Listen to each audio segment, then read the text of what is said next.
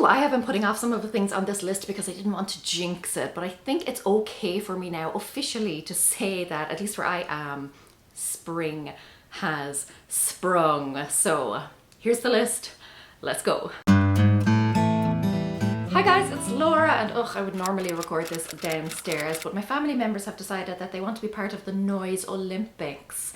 So let them do their thing downstairs. The first thing on the list is old season stuff. I am talking like officially out of the way and done. So depending on what hemisphere you're in, you're either exiting winter or you're exiting summer. So you have, if it's winter, sleds, snowsuits, winter boots, all of that stuff.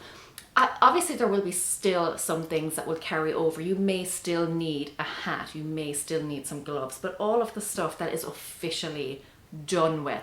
Now is the time to go through, declutter what you no longer need, what you know that you are not going to use the next time the season rolls around, or at the very least pack up that stuff and officially move it out of the way, put it in a closet, put it in the basement, the attic, wherever. Just get it out of daily rotation so you're not constantly tripping over it for the next season. By the by, these IKEA scub boxes are amazing. I use them all over the house for all sorts of different things. They're great. Now, admittedly, I do not have much experience with this next one, and I warn you in advance, I am going to go on a little bit of a rant. Let me set you down here. But that is cosmetics. I don't use any at all, really. I have some eyeliner that I use for like special occasions. But I believe that people who do wear makeup get new palettes and colors and things for a new season, but it's also a good time, a new season is a good time to clear out all of that stuff that has expired, because yes, cosmetics expire, like mascaras, lip gloss and stuff. If you've had those for months and months, they are not things that you want to be putting near your eyes or your lips. Just in general, you don't want to be putting anything on your skin that is not good quality. Do a quick search online to figure out how long you should be keeping things before you should get rid of them. But also then, even apart from expired stuff, like, is it in good condition? Are you going to continue to wear it? And just general considerations like that. Have you outgrown it? Have you evolved past a particular color? Is it not going to fit in with the new season? All those sorts of considerations. Is it really obvious that I have no clue about makeup? Here's my rant though. Okay, people who wear makeup, I love you. I have no problem with makeup at all. I just don't have the patience for any of that. But I am so tired of seeing people on social media say things like, you know, like, sorry for scaring you with my unmade up face, or, you know, apologizing for not wearing makeup. Stop doing that. Stop apologizing for the way that your face looks without makeup. You are beautiful, you are wonderful. If you want to wear makeup to like enhance your features or make you feel confident or whatever, that's fine, but stop apologizing for the way that your natural face looks. Ugh, sorry, I have seen it so many times on social media lately. I've seen it in videos, on Instagram stories, things like that, and it just makes me want to throw my phone or my laptop out the window. I want to take these people and shake them and say, you look wonderful. So yeah, anyway, rant over. You look great with or without makeup. Let's head down to the basement for this next one. Okay, I thought I would have some Easter stuff to show you, but I do not know where it is. So I have either already decluttered it, or I am not very good at tidying. I can't remember where I put it. But anyway, this door in here leads into our gym / where the furnace is / general dumping ground for decorations. But now is a great time to go through your Easter decorations, or even just your old season decorations, and start weeding them out. And what I want you to consider is, do you actually want to decorate for this season or for a particular holiday? Now, if you do, that's great. I think it's lovely when people decorate for new seasons and holidays, and it just adds a little magic to the season. But really give careful consideration to whether you are only decorating out of a sense of obligation. Maybe you're only decorating because you have the stuff sitting around, so you kind of feel like, well, I have it, so I should probably use it. You know, do you actually look forward to decorating for a new season? Do you really enjoy it, or is it starting to feel like a bit of a burden? And if so, it doesn't necessarily mean that you have to get rid of everything, but maybe you could just scale back a little bit. Maybe instead of decorating your entire home, you could just focus on a mantelpiece or on your entryway or something like that. I have a neighbor, she does this wonderful thing. She is big into Halloween, like that is her season, that is her holiday. And she keeps a skeleton outside, much like Jack, my skeleton.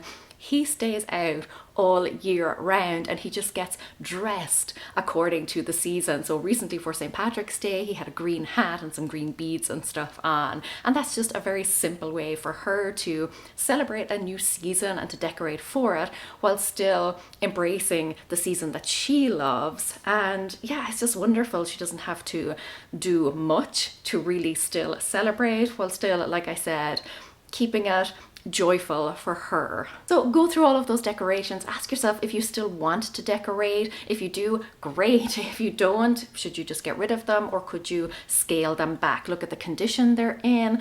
Try and think about when was the last time you actually put them out. Think, do you want to put them out this year? Go through all of those considerations and try and whittle down your decoration stash.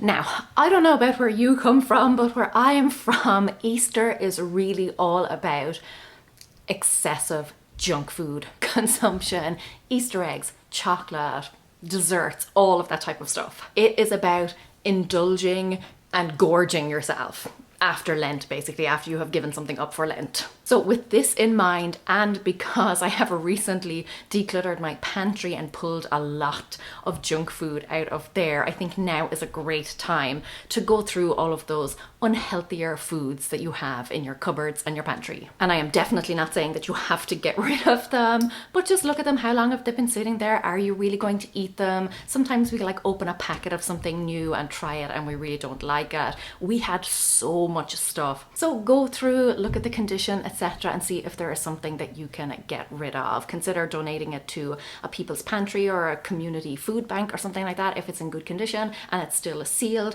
But there are some occasions, unfortunately, where you may just have to dump it. Or you could also go the natural decluttering way and just eat it. Whatever you do, it's up to you. Oh, this lighting is not good. It's great because it's lovely and sunny and bright outside, but it's like right in my face. That's a bit better. Is it? Isn't it? Anyway, we are coming up on tax season here in the US, so now is also a great time to start decluttering your financial situation, financial statements, bank accounts, credit cards, etc. Frankly, I would just like to declutter the whole tax system in general. But anyway, over the years, you have probably opened a lot of bank accounts. You probably have checkings accounts, savings accounts, etc. Go through all of those and see if you still need all of those accounts. Could you consolidate and just close some of them down? Not only will it save you from trying to keep track of all of your money, but it will also stop all of the statements from coming in. Like instead of having 5 statements come in, you may just have 2 or 3 coming in every month or every quarter or how often you receive them. As a lawyer, I can also tell you that when you pass on and people are trying to sort out your affairs, it will be much easier if you only have a very limited number of accounts. But also credit cards, store cards, all of those things. Do you need multiple of those? Now you may, for whatever reason, maybe you use them for different things and that's fine. But again, look at the ones that you have and ask yourself, do you still need all of these? And you know, it's not just bank accounts, but you probably have investment accounts, stocks and shares, things like that. Anything that you would basically get a statement for, anything that houses your money or has something to do with your finances. Could be insurance policies, pension plans, etc. And also look at all of the financial statements you're getting. Now, by naturally kind of condensing the amount of bank accounts you have, the amount of investment accounts or whatever, and reducing the number of cards that you have, that will have a positive knock-on effect on the amount of statements that you are receiving. But also, and this will completely depend on what country you're in, but chances are you have old statements that you no longer need to keep for tax reasons. Obviously, you'll have to consult with something or someone who will be able to tell you what that time frame is. But if you have statements, receipts, etc., going back a long way, longer than you need them, you can start whittling those down. And remember, even for the statements that you still need to receive, you can switch to e-statements so that they are saved in an online account or just an online folder, rather than you having to receive paper copies every month, because those add up very quickly. So yeah, go through accounts, cards, statements, and this is a great idea just in general to get a better sense of your financial situation, but try and consolidate, condense, or limit the amount of accounts, cards, etc. that you need and that you have to keep track of. Following on from that then, another great thing to declutter is your wallet, because you have probably condensed or maybe got rid of a credit card or a debit card or two. Now is a good time to take those out of your wallet, but also things like store cards, like rewards cards, things that you build up points on, anything like that that you would swipe or scan. Clear out old receipts, old coupons, old gift cards, anything like that, because this is something that you probably carry around on a very regular basis, if not a daily basis. So the last thing that you want is for this to be bulkier and heavier than it needs to be. Go through it, get rid of all of the old things that you no longer need. Again, there are some cards that you may be able to get a digital version of, particularly if you have an iPhone and you use the wallet feature. You can store some of your cards and stuff in there. There are a lot of stores now that do digital coupons, so you don't have to carry around the paper copy. Loads of different ways that you can whittle down the contents of your wallet. Okay, let's go back upstairs for this next one, because we are talking all things like undergarments, outfit basics, anything that would form the foundation of your outfits. Here I am basically talking about all of your underpinnings, so the things that you would put on first as part of what you're wearing, like socks, underwear, shapewear, tights, etc. These are great because they're really quick wins that you can get. You know, it only takes a minute or two to go through your sock drawer, your underwear drawer, and get rid of the things that, you know, the elastics have snapped on, or that have holes in them, or just not in great condition. Now listen, I am not saying you have to get rid of your comfortable underwear. You keep that. If it sparks joy for you, you keep it. But for the stuff that's just not in good condition anymore, maybe doesn't fit you anymore, that you've just worn out, now's the time to let it go. And then also, like I said, with the changing of the seasons, kind of going back to the first one of getting rid of the old season stuff. But if you are like the Northern Hemisphere coming out of winter, now might be a really good time to go through all of your fleecy socks and see if any of those have, you know, are not going to survive another season, basically. And then on the flip side, if you're in the Southern Hemisphere, maybe you are going through all of your, you know, teeny tiny little ankle sock type things, again, to see which ones are not going to see another spring or summer. So yeah, socks, underwear, those types of things are all great quick decluttering wins that you can get. Another room with terrible lighting, hooray! Welcome to my laundry room. That is in need of some attention, but a great thing to declutter is laundry supplies. This disaster closet right here. Any sort of detergents, stain removers, all of those types of things. Now is a great time to go through and ask yourself if you're actually going to use them. Are they still usable?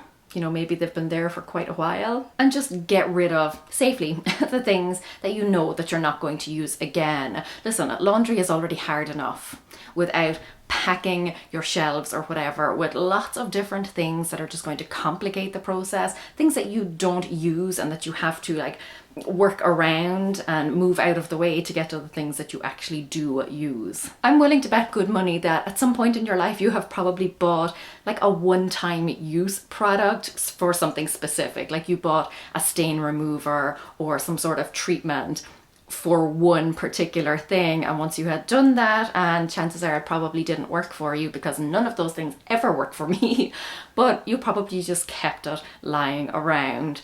Just get rid of it, save yourself all of that space, get it gone.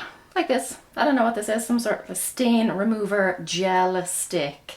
My husband bought this for something, used it once, has been sitting here ever since. that we don't need this. And remember, it's not just about, you know, detergents and powders and things like that, but it's also supplies, tools, etc., including the laundry basket. Like, is that still in good condition? Your ironing board, are they still in good serviceable condition? Everything that you would use as part of the laundry process. If you no longer use it, you no longer want it, maybe it needs to be upgraded, it's time to move on.